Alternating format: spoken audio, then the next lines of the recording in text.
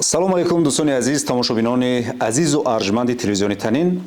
мавсими нави барномаи фурсати габро бароятон пешниҳод мекунем ва нахуст меҳмони мо дар ин барнома, нахуст ҳамсӯҳбати мо дар барномаи фурсати габ устоди азизу арҷманди мо исломҷон раҳимов, устоди донишгоҳи давлати хуҷанд, номзади илмҳои филология ҳастанд. мо шуморо хушомадед мегӯем ба студияи мо вақт ҷудо кардед омадед. Барои омаданатон сипос.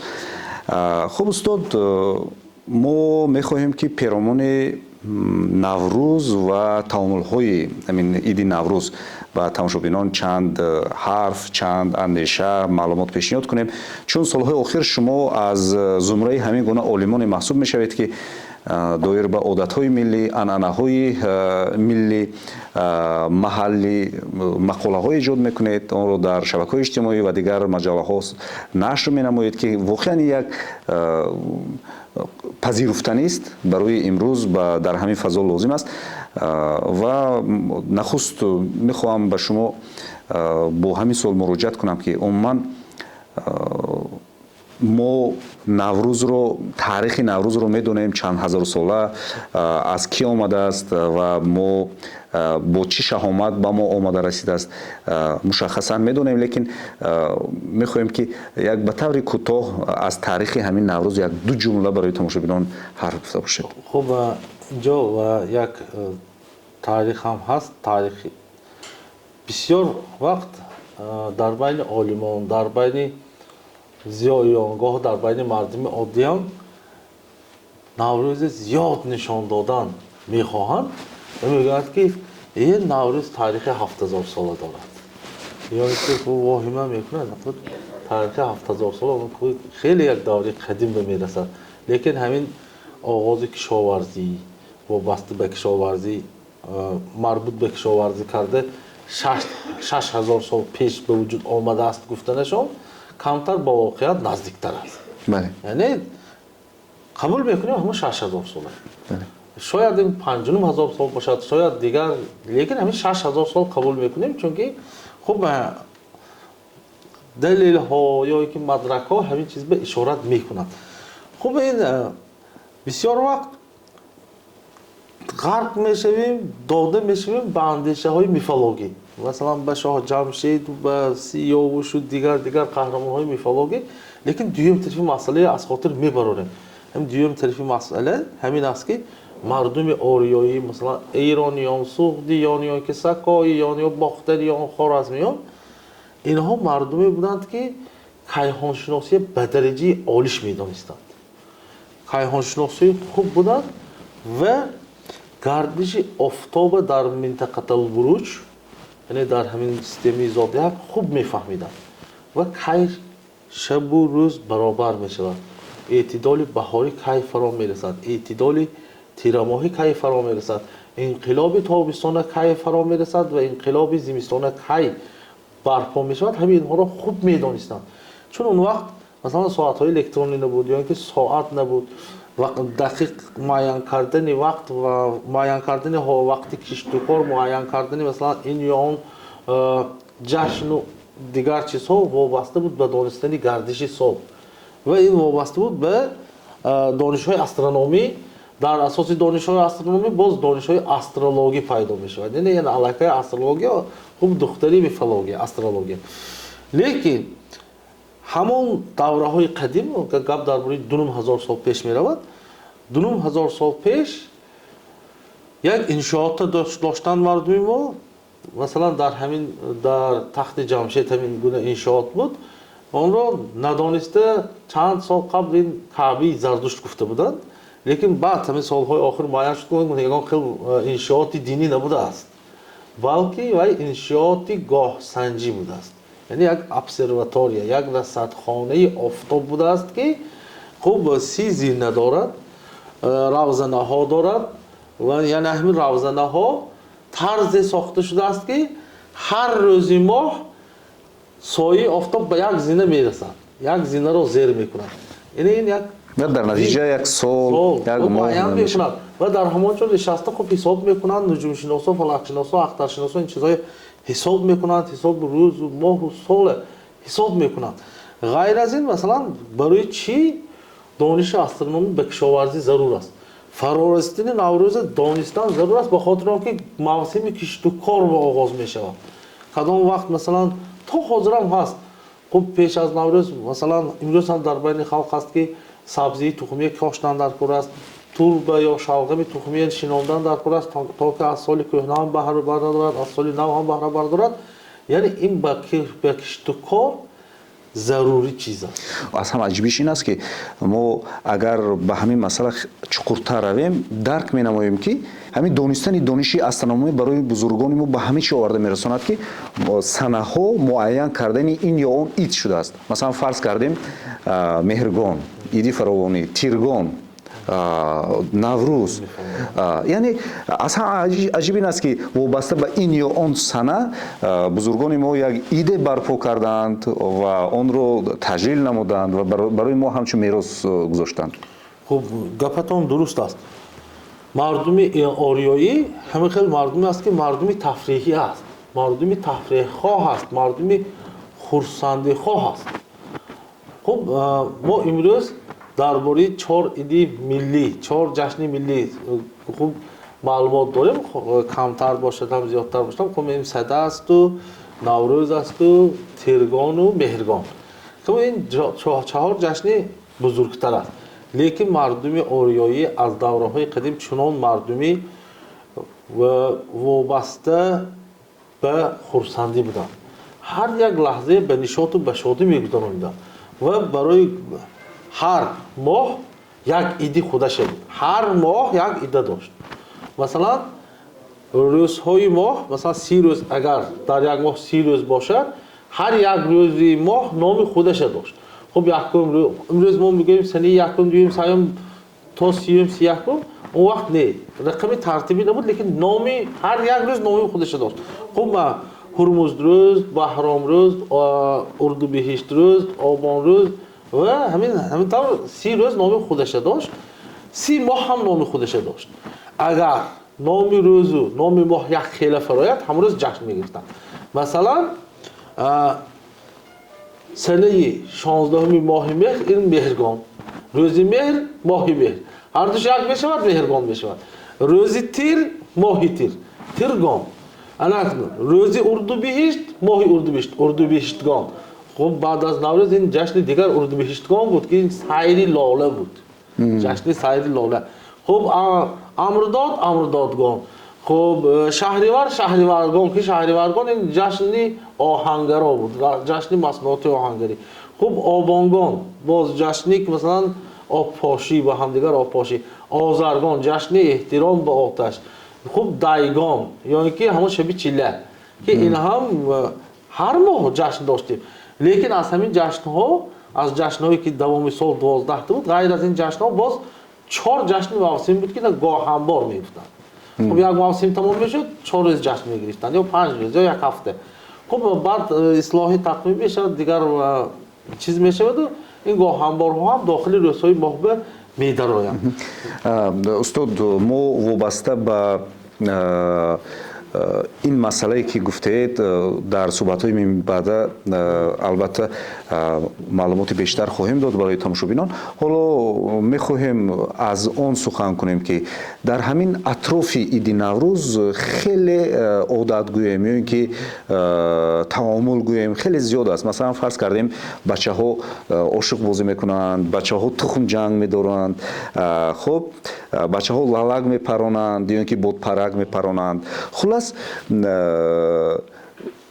بودن همین عادت‌های ملی، بودن همین تعامل‌های ملی در اطراف عید نوروز این نشانه چی است؟ خب اصلا نوروز انسان بیدار میکند، واقعا طبیعت بیدار میکند. از زمستانی که طول زمستان در خانه نشسته میخواد انسان بیرون بروید.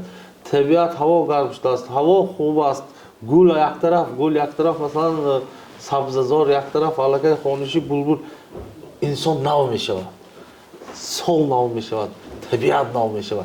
و همین اگر گیریم اگر نوروز یک چند عنصرهای فرهنگی دارد.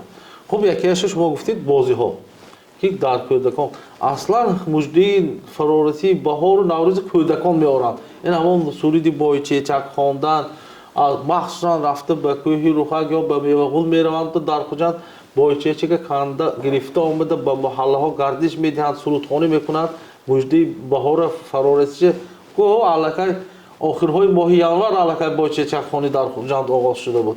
яъне кӯдакон беқарор мешаванд. ин беқарории наврӯзӣ дар ҳама чиз ифода мешавад. ина бинед дар бозиҳо ки мебароянд бозӣ мекунанд, худ аз худ гӯшти мегиранд, бо ҳамдигар давудтоз мекунанд, пойга мекунанд, бланка бозӣ мекунанд.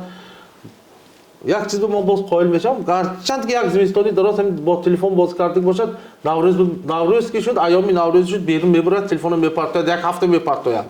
ин чиз як беҳтарин аст мушоҳида кардам дар бачаҳои биноҳомо мехед ки аллакай ҳамаш кӯчаҳо биронда ки телефонбозиш тамом шудааст. чилак бозӣ мекунанд, дар бино чилак бозӣ мекунанд, ланка бозӣ мекунанд, ошуқ бозӣ мекунанд ва ҳамин чабу рӯзи наврӯз ба тухмҷам.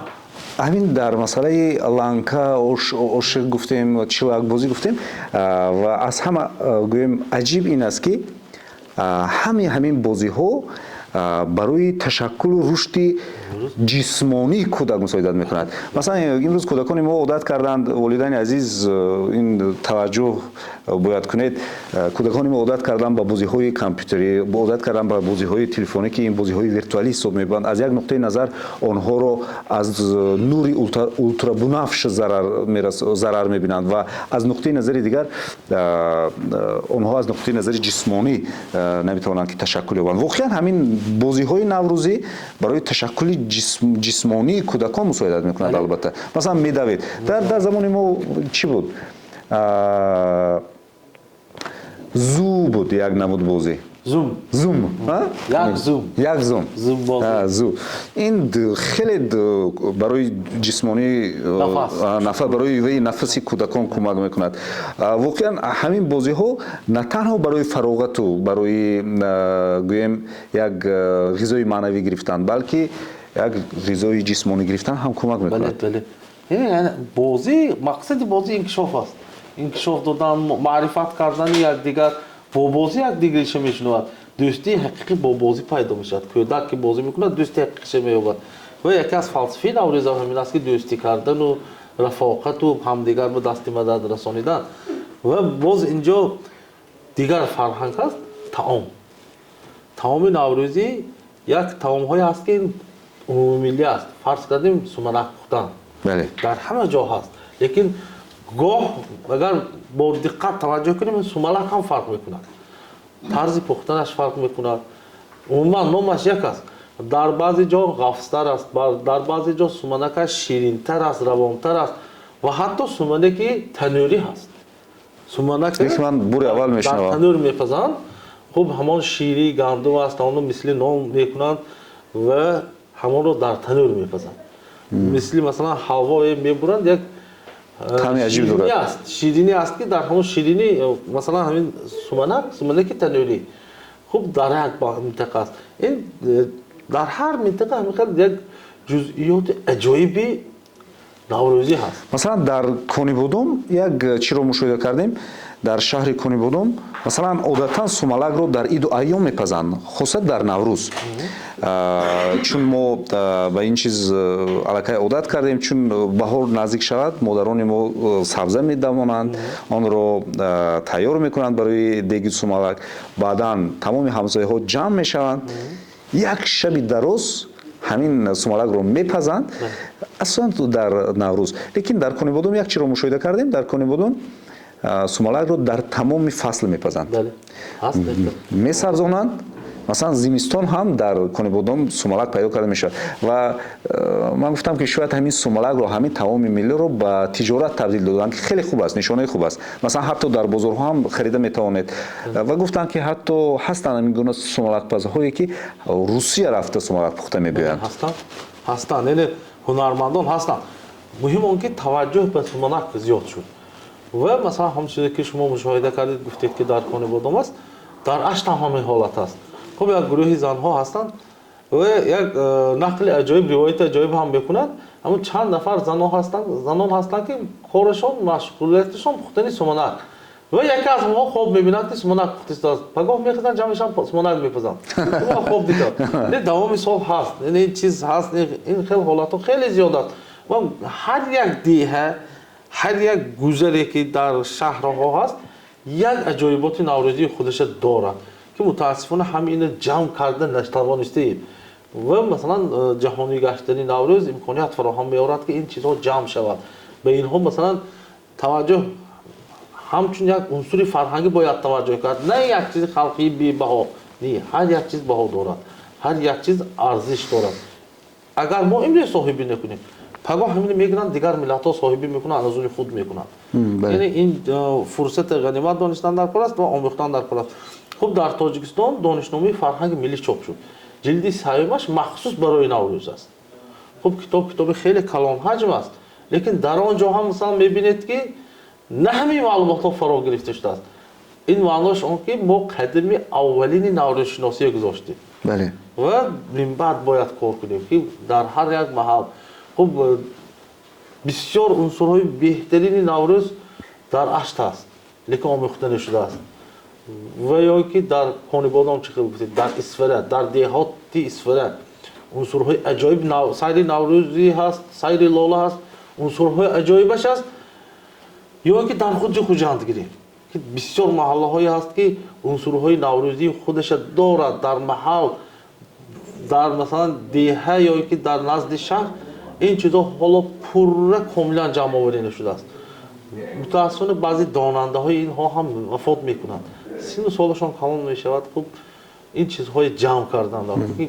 جامعه باید این چیز به بی‌طرف نباشد چون که امروز ما اهمیت ندهیم پگاه از من میرود و یک نفر دیگر همین از دیگر جامعه بود از اون خودش میکنه بله ما میگیم بود همین طور بود از اون خودم میگم خودم تماشا کرده میشنیم نه این طور نباید باشد و دیگر عنصر نوروزی این لباس است لباس نوروزی هم در هر منطقه هست لیکن باز این هم عمومیت دارد لباس نوروزی باید رنگ سرخ داشته باشد بله رنگ آفتاب و سرخ این رنگ لاله است زنده شدن طبیعت است سبز سرخ زرد همین رنگ های لباس داشته باشد و مخصوصا همین یک اطلس بود نامش نوروز همین رنگ های فرا میگرفت خب در همین چوبین های نوازی هم مشاهده می شود که همون نفرایی که با چوبین ها جلب کرده می شوند از همین عنصرها لباسشون اورو یافته است بله سرخ سبز زرد استاد ما درباره گویم ضرورتی نوروز عموما درباره عادت‌های ملی تعامل‌های ملی ما گفتیم بیاید یک دو جمله درباره آن گپ میزنیم که ضرورتی جهانی شدن عید نوروز مثلا شما چند پیش درباره همین جهانی شدن عید نوروز گپ زدید و چی ضرورت بود که از جانب تاجیکستان همین اقدام که یک فرهنگ عمومی ملی در نزد یونسکو یا اینکه یک عید بین المللی اعلان شدن آن تصمیم گرفته شود یعنی چی ضرورت بود خوب یکی از سبب‌هایی که مثلا نوروز از جانب دولت‌های عضو سازمان ملل متحد خوب قبول کرده شد این خصوصیت بشردوستی همین جشن بود که این فلسفه‌اش برابری است شب روز برابر انسان‌ها با هم برابر دیگر انسان پروری هست در اینجا در جشن نوروز همگونی همسانشوی طبیعت و انسانیت است که هم برابر می شود خب در فصل نوروز خواه شبگردی خواه روز همش برابری است و دیگر چیزی که مثلا ملت ها همین چیز قبول کردن این دوره تحقیق هم بودن این نوروز است و امروز مثلا در موافقه معاهده یا که کنونسی یونسکو این سازمان ملل متحد هر یک عنصر فرهنگی مال همان کشوری حساب کرده می شود که در همان جا همون زنده باشد فرض کردیم نوروز در تاجیکستان جشن میگیرند عنصر فرهنگی تاجیکستان حساب می شود اعتراف می شود در ازبکستان جشن میگیرند عنصر فرهنگی ازبکستان یعنی این نگاه نو است مقصد آن است که عنصرهای فرهنگی از بین نرود фарз кардем ҳамин унсури ҷашни наврӯз дар як давлати масалан фарз кардем дар қитъаи африқо ҳаст, лекин онро ҷашн мегиранд. дар он ҷо ҳам ҳамин чиз эътироф мешавад ки моли онҳо ҳам ҳаст. лекин ифтихор ин аст ки устод хоҳ дар озарбойҷон, хоҳ дар русия, хоҳ дар украин, хоҳ дар узбекистон, қазоқистон, дар куҷое ин ид ҳамчун иди эшон ҷашн гирифта мешавад, мардум хурсандӣ мекунанд, лекин номаш воҷаи тоҷикӣ аст. Наврӯз, рӯзи нав, рӯзи нав. Яъне ифтихор ин аст ки мо ифтихор бояд кард. вақте ки мо ифтихор мекунем, ифтихор кардан боз як масъулияти дигаре дорад. ифтихор бояд дар замини холӣ набошад. як ба сина задан наврӯз номаш тоҷикӣ, ин аз они мо гуфтан кардем, мо наврӯза соҳибӣ карда наметавонем. дигар кас мегӯяд хайр майлаш номаш аз они шумо, мо номаш аз шумо гирифтем. лекин мо фалсафаи наврӯзе, фарҳанги наврӯзе, як фарҳанги таҷлили наврӯз, фарҳанги таом, фарҳанги либоси наврӯзе, инҳоя мо соҳиби кардана мо дар кур аст. яъне мо маъну шумо не, тамоми миллати мо. манзури ман тамоми тоҷикистониён аст, тамоми эрониён аст, тамоми масалан форсизабонон, тоҷикзабонон аст. барои чӣ? масалан гоҳо имрӯз баъзан ҳамин нафарое ки камтар андешаҳои динивӣ ғарқ шуда ҳастанд, кофир мехонанд ки херофти наврӯза ҷашн мегирад, ё ин ки масалан бар зидди наврӯзу доинҳои миллӣ гап мезананд. ин ҳамин бадтарин ҳолати асри мо ҳаст. хуб дар афғонистон ҳам ҳаст, дар тоҷикистон ҳам ҳаст ҳамин хел кажназарҳою тангназарҳое ки зидди наврӯз сухан мекунанд. хуб дар эрон ҳам ҳаст, лекин ақлу хират бояд ғалаба кунад дар ин ҷо, чунки ин наврӯз на ба зардуштие, на ба монавие, на ба насроние, на ба зарвоние рабт надорад. ин ҷашни мардум аст. мардум ина худ аз худ ҷашн мегирад. ягон кас масалан наврӯз баромада худо аз ман розӣ шавад гуфтагӣ ният намекунад, ё ки ман як барои худои масалан абр ё барои худои бод қурбонӣ кунам гуфтагӣ ният надорад. андешааш, тафаккураш динӣ нест. наврӯза ин табиат аст, зиндашавии табиат аст. аз ин нуқтаи назар бояд нигоҳ кард. ина бинед дуюм чизе ки ба наврӯз бояд нигоҳ кард, ин ишора аст ба солшуморӣ. дар сураи каҳф як ишораи хуби қуръонӣ аст. ана ин чиза мо бояд асос карда гирем ки онҳое ки асҳоби каҳф буданд 300 сол ва 9 сол хоб карданд. ин як ишораи қуръонӣ аст ки 309 метавонист масалан 39 сол гӯяд масалан қуръона, лекин ҳамҷа ҳам 300 ифода буд ва ҳам 9 илова шуд. ин маънош чи аст? ин 300аш аз рӯи гардиши моҳ ва 39 солаш 300аш аз рӯи гардиши офтоб ва 39 солаш аз рӯи гардиши моҳтоб аст. яъне ин маънои онро дорад ки дар солшуморӣ ҳам гардиши хуршед, ҳам гардиши маҳтоб қабул аст. ана ҳамин наврӯз ҳам аз ҳисоби гардиши хуршед аст, аз ҳисоби гардиши офтоб аст ки ин қабул ҳаст.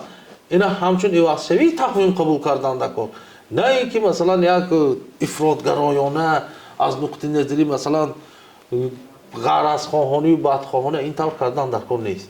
ин теша задан ба решаи миллат мешавад. мутаассифона масалан мо барои дини ислом хеле хизмат кардем, мардуми форс тоҷик хеле хизмат карданд ва ҳамин хизмати бузургои мо буд ки имрӯз мо забони тоҷикӣ нигаҳ доштем, забонамон арабӣ нашуд ва хизмати мардуми мо буд ки масалан ислому пояҳошо мо рост кардем. ва имрӯз масалан ҳамин хел шуда истодааст ки мутаассифона баъзе масалан ахмақона андешадорон ҳастанд ки бар зидди наврӯз гап мезананд. ин бар зидди наврӯз гап зананд. бародар, бибият ҳамин наврӯзи ҷашн гирифт, биби калонат ҷашн гирифт, ту фарзанди мо ҳасти, ту ҳам имрӯз масалан ҳамин кофир ҳастӣ магар хуб даъво мекунӣ ки ман мусулмон ҳастам, лекин мардуми ҳазор ҳамин мусулмони сахттарин муташаддидтарин бошад, ҳамин тоҷик бошад, вай тафреҳдӯст аст. тафреҳдӯст аст. ва ҳамин наврӯзам аз натиҷаи тафреҳдӯстии мо.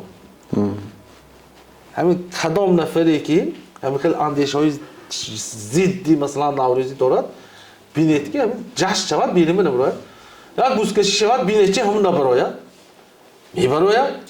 خودش بر ضد نوروز لیکن بزکشی باید میبراید باز دیگر فتوی مییابد که سواری یاد گرفتن سنت است یا دیگر چیز است گشتینگیری و تماشا میبراید اگر همین چیز اعتراف نکنی نبرو نه اینهاش معقول لیکن گپ زدنش در کار این جشن ما نگفته یعنی این چیزش هم یک اندیشی سالم در کار است که ایوازشوی طبیعت مثلا اثر اینا آمادگی گرفتن به کشت و کار و موسم کشت میبخشید دین اسلام در عرب پیدا شد اونجا کجا زمین کشت دارد که مثلا آمادگی بیند به زمین کشت در بیابان کی مثلا گوبرارون میکند یا اینکه یه خوابمانی میکند در بیابان نیست خلادت اگر اونجا که بیابانند که این چیز نبود در زمان پیغمبر نبود عیناً همونا کپی کرده آوردن در کار نیست اینجا هست سبزه هست خورسندی هست خوشلوگی هست بگذار جشن باشد و همین سبزه میبینیم سومنک ها اونجا صحبت کردیم یک روایت هست شاید اینا بعضی ها ندانند مردم فارس مردم ایران همون در یک جامعه در یک همین ظرف سومنک گرفته پیغمبر به هدیه بردند در زمان مثلا هم زندگی پیغمبر همون خورده بودند سومنک مزه چشیده بودند و مثلا یک روایت کردیم مثلا اینا وابسته کردن به بی فاطمه زهرا این بیکار به نیست یعنی همون زمان خودشانند این حوا گفته قبول کردن پیغمبر لیکن این چیزهای ما مثلا نادیده نگرفتن ما در کار نیست از این نقطه نظر هر گویم عادت هر کاری که بر یعنی شک به خداوند نباشد قبول کرده می شود که یک خرسندی است خرسندی است یک خرسندی است چرا یک خرسندی یک خوشنودی مردم مثلا تحمل کرده نشود لیکن مثلا اگر همونجا برود جشن برود و شراب نوشی کند مجلس کند این لیکن همچون لیکن از هم عجیب این است که در با وجود بودن همین گونه اندیشه ها در جامعه در زمان شوروی با بودن بعضا فشار و بعضا محدود کنی ها همین آیین یعنی عید نوروز خرسندی کردن گویم همون تعامل هایی که در اطراف همین دین می شود از بین نرفت یعنی این چیزی هست که مردمی است بله نمیشود که مثلا گویم من کنیم گویم که خرسند نشود یک در همین عید نوروز مثلا در همین چورابینی ها در زمان خوردی ما یادم هست داماد و عروس های نو هم می آوردند می شیشتند آنها یعنی خرسندی بود و در مجموع یک اندیشه گویم خرسندی آورانه یک فکری به مردم توفه کردن یک اندیشه سالم و سازگار در اطراف این عید هست که مثلا سالهای سال قرنهای قرن گذشته به ما می آید خب یک چیزی دیگر بود بچه های گفتید مخصوص تحفه کردن ذکر کردید خیلی با مورد ذکر کردید اینجا تحفه کردن در نوروز هست چی تحفه میکردن؟ تخم‌های رنگ کرده ما میدونیم چه رنگ میکردیم خودمون رنگ میکردیم خرسند میشوند چهارمغز هدیه میکردن که چهارمغز بازی هم میکردن غیر از این در خوجند اگر مثال گیریم تاقی نو تقدیم میکردن